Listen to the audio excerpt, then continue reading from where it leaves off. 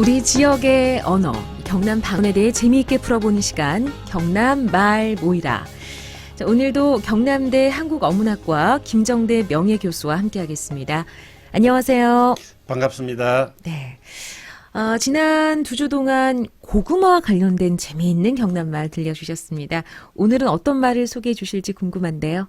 네, 오늘은 절기상으로는 뭐 입동 겨울로 들었었지만은 네. 아직도 수확의 계절이라서 오늘도 가을거지와 관련된 말 중에서 표준어 조와 관련되는 경남말을 준비해 왔습니다. 조라면 그 노란 작은 열매 달리는 그 식물 말씀이시죠? 네, 맞습니다. 네. 이 조와 관련된 다양한 경남말이 있다는 말씀으로 생각이 됩니다.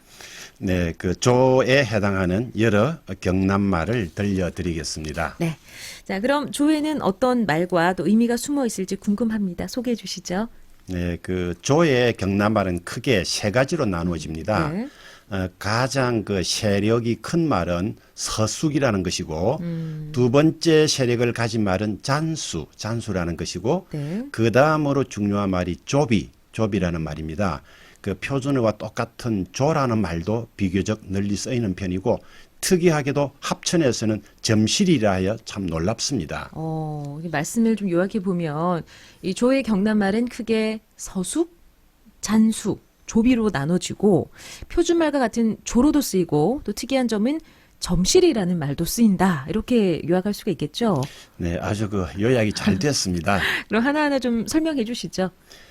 먼저 조를 서숙으로 부르는 지역부터 말씀을 드리면은 고성, 진주, 산청, 남해, 하동, 함안, 사천, 통영, 거창 등 중서부 경남뿐만 아니라 창원, 울산 등 일부 동부 경남에서도 서숙이라는 말을 사용합니다. 울산, 하동, 거창, 산청 지역에서는 서자를 좀 길게 발음해서 서숙이라고도 합니다. 그렇군요. 일단 서숙은 이 중서부 경남 지역에서 주로 쓰이고 일부 동부 경남에서도 쓰인다는 말씀이시군요. 그렇습니다. 네. 그런데 이 서숙이란 말이 어디에서 온 말인지 궁금합니다. 좀 처음 듣는 말이거든요. 네, 서숙은 한자말 서속, 서속. 예, 기장서조속인데 기장이라는 것은 조와 비슷한 또 다른 식물 이름입니다. 네. 서속에서 온 말입니다. 서속의 원래 뜻은 기장과 조를 아울러 부르는 것인데 네. 이것이 발음이 약간 바뀌고 뜻도 바뀌고 해서 위에서 말씀드린 경남 지역에서는 조만을 가리키는 말로 쓰이게 된 겁니다. 그렇군요. 한자어 서속에서 일부 소리와 뜻이 바뀐 말이 서숙이라는 말씀이시군요.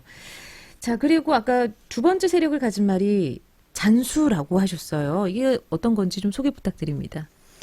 조를 잔수라고 하는 지역은 창원, 김해, 양산, 밀양, 부산 등 동부 경남 지역이라는 특징이 있습니다. 네.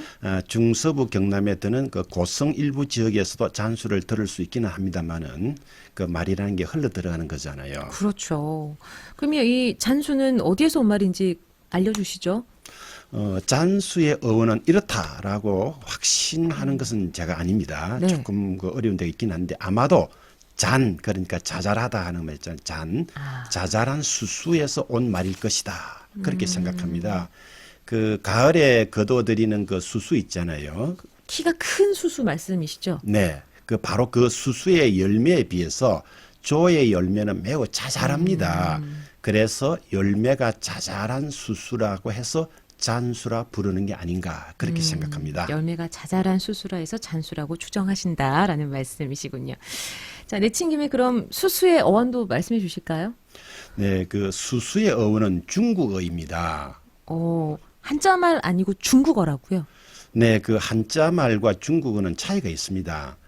중국어를 적는 표기 수단이 한자인데 네. 한자의 음은 중국에서 발음하는 음과 우리나라에서 발음하는 음이 서로 다른 게 태반입니다.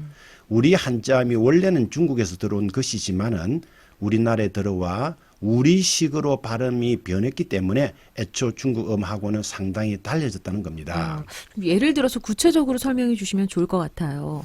네, 김치 담그는 배추 있죠. 네, 배추 있죠.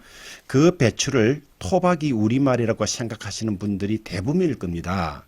그렇지만 이 배추는 한자 말이 아닌 중국어에서 들어온 겁니다. 배추가 중국어에서 들어왔다고요? 네. 우리나라 한자음으로 읽으면은 흰 백자, 나물 채자, 백채라는 것이 있는데 네. 이 말의 16세기 당시 중국의 발음은 바이차이 정도였습니다.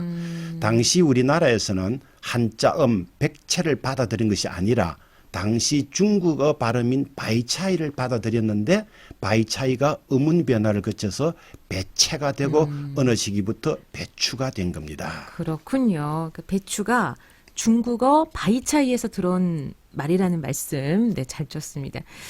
그러면 수수는 어떻게 된 겁니까?